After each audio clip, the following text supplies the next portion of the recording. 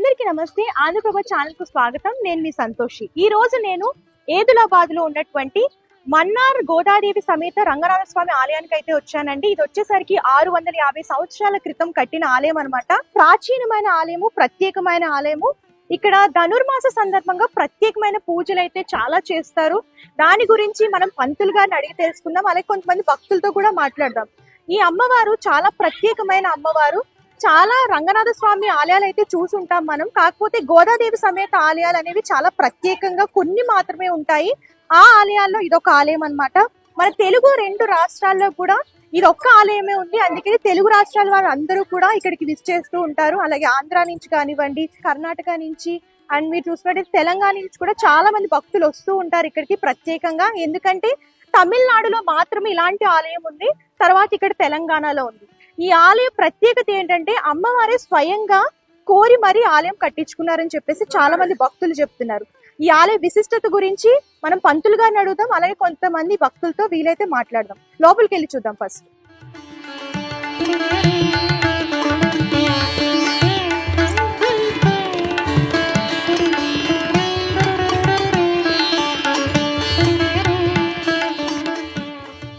ఇక్కడ చూసుకున్నట్లయితే చాలా మంది భక్తులు అయితే వస్తున్నారు. ధనుర్మాస సందర్భంగా మీరు చూడొచ్చు, పబ్లిక్ చాలా మంది ఉన్నారు. ఆంధ్రప్రదేశ్ నుంచి, అలాగే మీరు చూసినట్లయితే తెలంగాణ నుంచి కూడా చాలా మంది వస్తున్నారు. చాలా దూర ప్రాంతాల నుంచి వస్తున్నారు. ప్రత్యేకంగా ఈ ధనుర్మాస సందర్భంగా ప్రత్యేకమైన పూజలు చేస్తున్నారు అన్నమాట. అండ్ ఇక్కడికి రాగానే చూసుకున్నట్లయితే ఇక్కడ ఎంట్రన్స్ లోనే గోదాదేవి విగ్రహం, ఇక్కడ అమ్మవారికి గాజులు అలాగే పువ్వులు అన్ని కూడా సమర్పిస్తున్నారు. దీపాలు కూడా పెడుతున్నారు భక్తులందరూ కూడా.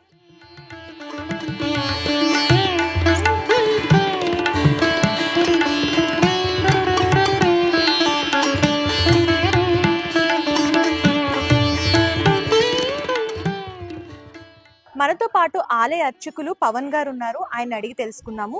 నమస్తే అయ్య గారు. ఈ ఆలయ విశిష్టత అంటే ఎప్పుడు ఈ ఆలయం నిర్మించారు, దాని గురించి చెప్పండి. జయ శ్రీమన్నారాయణ. శ్రీమతే రామానుజాయ నమః. గోదాయ నమః. శ్రీ గోదా సమేత మన్నారు రంగనాయక స్వామి దేవాలయము, ఏదులాబాద్ గ్రామము, ఘట్కేసర మండలము, మేడ్చల్ జిల్లా, తెలంగాణ రాష్ట్రము, భారతదేశము. ఈ దేవాలయము 600 సంవత్సరాల క్రితము నిర్మించబడినది. అప్పల దేశికులు మా తాతగారైనటువంటి వారు శ్రీవిల్లిపుత్తూరు నుంచి ఆండాల్ తల్లి గోదాదేవి దిశానిర్దేశించడం వారు ఈ క్షేత్రానికి వచ్చి ఇంత పెద్ద దేవాలయాన్ని నిర్మించారు. ఇది గరుడాద్రి క్షేత్రం అని అంటారు.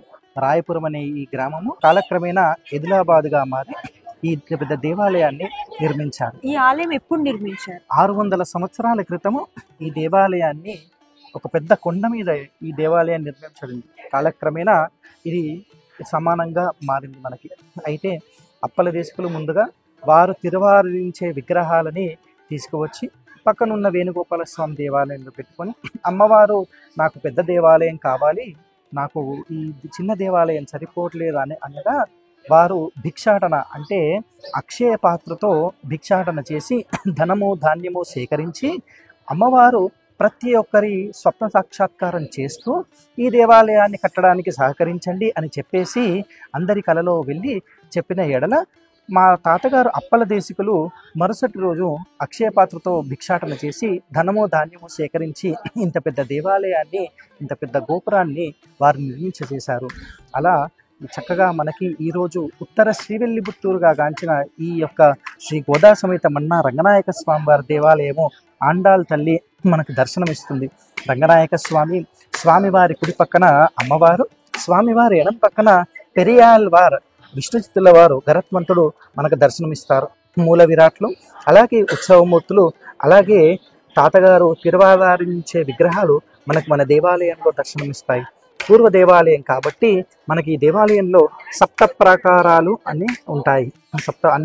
మనకి అన్ని 7 ప్రాకారాలు ఈ దేవాలయంలో ఉంటాయి. అలా చక్కగా మనకి ఆండాల్ తల్లి ఇలా దివ్యముగా దర్శనమిస్తుంది. ఈ యొక్క గోదా రంగనాయక స్వామి దేవాలయము ఏదులాబాద్ గ్రామంలో కొలువైన ఆండాల్ తల్లి. గోదాదేవికి ప్రతిరోజు ఎలాంటి పూజలు నిర్వహిస్తారు? ఆండాల్ తల్లి చక్కగా తనకి కావలసిన యొక్క పూజలు చక్కగా తానే చేయించుకుంటుంది భక్తులతో. అలాగే వంశపారంపర్య ధర్మకర్తలమైన మాతో నిత్యము ఉదయాన్నే తిరువారాధన, అలాగే చక్కగా అమ్మవారికి అభిషేకము, వడి బియ్యము తర్వాత అందరూ కూడా భక్తులు చక్కగా అమ్మవారికి గోత్రనామార్చనతో వారికి అమ్మవారికి అర్చన, అలాగే కుంకుమార్చన, తర్వాత ధనుర్మాసము చక్కగా ఇక్కడ 30 రోజులు తిరుప్పావై సేవాకాలము, 30 పాసురములు నిత్యము చక్కగా అమ్మవారికి వినిపించడం జరుగుతుంది. తిరుప్పావై సేవాకాలం తర్వాత గోష్ఠి తీర్థప్రసాద గోష్ఠి, అలాగే భక్తులందరికీ కూడా ఆ యొక్క తీర్థప్రసాదం వినియోగం చేయడం జరుగుతుంది. ఇక్కడ ముడుపు విశిష్టత, ఆండాల్ తల్లి వివాహానికి సంతానానికి ప్రఖ్యాతి. అలా భక్తులందరూ కూడా వారి కోరిక నెరవేర్చడానికి ఆండాల్ తల్లిని ప్రార్థించి ముడుపు కట్టుకొని ఇక్కడ వెళ్తూ ఉంటారు. దేశ విదేశాల నుంచి కూడా భక్తులందరూ కూడా ముడుపు కట్టుకొని వెళ్తుంటారు. వారి కోరిక నెరవేరిన ఎడల మళ్ళీ వచ్చి ముడుపు విప్పి అమ్మవారికి భోగం చేయించి ఈ దేవాలయ అభివృద్ధికి సహకరిస్తూ వెళ్తూ ఉంటారు. ఇవి ఇక్కడ జరిగే చక్కటి కార్యక్రమాలు. శ్రావణ మాసం బ్రహ్మోత్సవాలు ఇక్కడ చాలా ప్రఖ్యాతి. శ్రావణ పాడ్యమి నుంచి ఆషాఢ అమావాస్య నుంచే మొదలగు బ్రహ్మోత్సవాలు 7 రోజుల పాటు ఇక్కడ బ్రహ్మోత్సవాలు జరుగుతాయి. అలా ఆండాల్ తిరునక్షత్రము, పుబ్బా నక్షత్రంలో వచ్చే ఆండాల్ తిరునక్షత్రము, తర్వాత కళ్యాణ మహోత్సవము, తర్వాత మనకి రథోత్సవము, అలాగే గాంధూలి చక్రతీర్థంతో ఇక్కడ ఈ బ్రహ్మోత్సవాలు 7 రోజుల బ్రహ్మోత్సవాలు ముగుస్తాయి. గోదా కళ్యాణము సంక్రాంతి పండుగ రోజు మనకి గోదా కళ్యాణము ఇక్కడ చాలా విశిష్టత. గోదా కళ్యాణం తర్వాత కనుమ పండుగ రోజు అమ్మవారి అభిషేకంతో ధనుర్మాసము చక్కగా ముగుస్తుంది. అలా అమ్మవారి యొక్క వ్రతం ముగుస్తుంది. కనుమ పండుగ రోజు అభిషేకంతో భక్తులు నలుమూలల, తెలంగాణ రాష్ట్రమే కాదు, ఆంధ్ర రాష్ట్రమే కాదు, భారతదేశం నుంచి నలుమూలల భక్తులు వచ్చి ఇక్కడ అమ్మవారిని దర్శించుకొని వెళ్తూ ఉంటారు. అమ్మవారు కోరిన కోరికలు తప్పకుండా నెరవేరుస్తుంది. భక్తులందరూ కూడా చక్కగా వారి కోరిన కోరికలు నెరవేరిన తర్వాత వచ్చి చెబుతుంటారు, స్వామి అమ్మవారు మా కోరిక నెరవేర్చినది, ఈ దేవాలయానికి సహకరిస్తాము, ఈ దేవాలయ అభివృద్ధికి మేము తప్పకుండా తోడ్పడతామని చెప్పి వెళ్తూ ఉంటారు. అలా అమ్మవారు ఆండాల్ తల్లి ముఖ్యంగా ఆడవారికి చాలా చాలా చాలా సహకరిస్తుంది. కోరిన కోరికలు తప్పకుండా నెరవేరుస్తుంది ఆండాల్ తల్లి. ఇక్కడ అమ్మవారికి గాజులమ్మ అని కూడా చాలా మంది భక్తులు పిలుస్తూ ఉంటారు. ఆ పేరు ఎలా వచ్చింది? పూర్వం ఒకనాడు ఆండాల్ తల్లి ఎక్కువగా చిన్నపిల్ల రూపంలో దర్శనమిస్తూ ఉంటుంది. ఇక్కడ బ్రహ్మోత్సవాలప్పుడు ఆండాల్ తల్లి తను కట్టించుకున్న దేవాలయం, తను సొంతగా నిర్మించిన దేవాలయం, తను తిరిగిన క్షేత్రము, ఇలా చక్కగా ఆండాల్ తల్లి ఒకరోజు బ్రహ్మోత్సవాల్లో ఇలాగే చిన్నపిల్ల రూపంలో వెళ్ళి, మా నాన్నగారు దేవాలయంలో అర్చకులండి, నాకు గాజులు వేయండి, నేను దేవాలయానికి వెళ్ళిన తర్వాత నాన్నగారికి చెప్తాను, నీకు డబ్బు ఇస్తారు అంటే, సరే అని ఆ గాజుల వ్యాపారి, అమ్మ నువ్వు గాజులు వేయించుకో, నేను మీ నాన్నగారి దగ్గర డబ్బులు తీసుకుంటాను అని చెప్పేసి చిన్న బాలిక రూపంలో ఉన్న అమ్మవారికి గాజులు వేయడం జరుగుతుంది.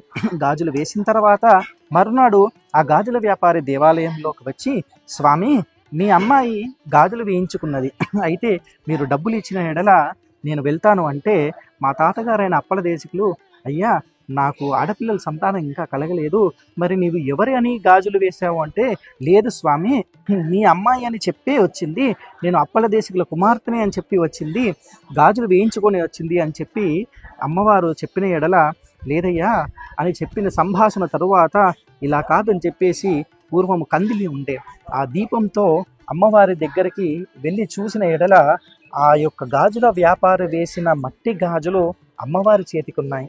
అలా అమ్మవారు తనకు తానే వెళ్ళి గాజులు వేయించుకొని వచ్చిన క్షేత్రము, తనకు తానే నిర్మించుకున్న దేవాలయము, తను నడిచిన క్షేత్రం కాబట్టి ఇది చాలా ప్రఖ్యాతిగాంచిన దేవాలయము. 600 సంవత్సరాల క్రితం నిర్మించబడిన శ్రీ గోదా రంగనాయక స్వామి దేవాలయం అందరూ తప్పకుండా దర్శించుకోవాల్సిందిగా విజ్ఞప్తి. జై శ్రీమన్నారాయణ. ఇదండి ఈ రోజు ప్రత్యేకమైన ఆలయం. మరొక ఆలయంతో మళ్ళీ కలుద్దాము. అలాగే మీరు ఇక్కడికి రావాలి అని అనుకుంటే ట్రాన్స్పోర్ట్ అనేది చాలా ఈజీ ఉంటుందండి. ఉప్పల్ వరకు, హైదరాబాద్ వాసులకి ఉప్పల్ వరకు మెట్రోలో వచ్చేసి అక్కడి నుంచి బస్సులు, ట్రైన్లు, అలాగే ట్రాన్స్పోర్ట్ అనేది ఈజీగా ఉంటుంది.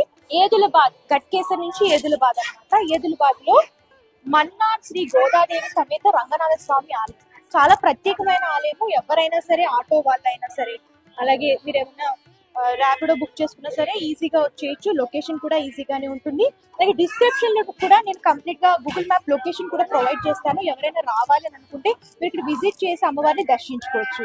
సో ఇదండి వాటి ప్రత్యేకమైన ఆలయము. మరొక ఆలయంతో మళ్ళీ కలుద్దాం. అంతవరకు చూస్తుండండి ఆంధ్రప్రదేశ్.